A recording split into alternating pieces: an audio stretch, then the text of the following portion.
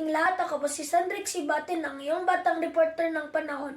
Tingnan natin ang lagay ng panahon sa buong Pilipinas sa ngayong ika-23 ng Agosto. Sa Luzon, maulan at maulap ang ating panahon dahil sa bagyong Isang na lumabas na ng Pilipinas at sa hangin na habagat sa mga lugar sa Hilaga tulad ng Bagyo. Ang temperatura po ay nasa 21 degrees Celsius at 70% pagkakataong umulan. Sa Metro Manila, medyo mainit sa 20 degrees Celsius pero asahan ng pagulan sa hapon.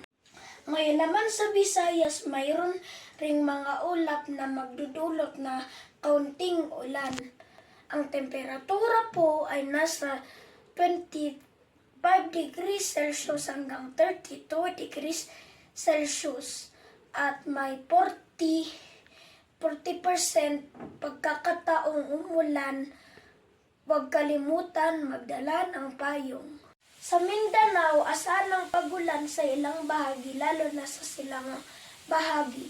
Ang temperatura po ay nasa 24 degrees Celsius hanggang 32 degrees Celsius at may 20% tsansa ng ulan.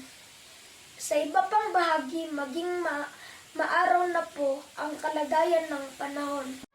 At narito po ang ilang paaalala sa lahat. Laging makinig ang sa mga balita ng panahon para maging handa. Kung malakas ang ulan o bagyo, mas makakabuti naman mananatili sa loob ng bahay at iwasan ang paglabas. Laging magdala ng payong o kaputi at magsuot ng jacket kung malamig. Ingat po tayong lahat at sana'y maging masaya ang inyong araw kahit saan man kayo sa Pilipinas. At yan ang aking ulat panahon. Balik na po tayo sa studio. Bye-bye.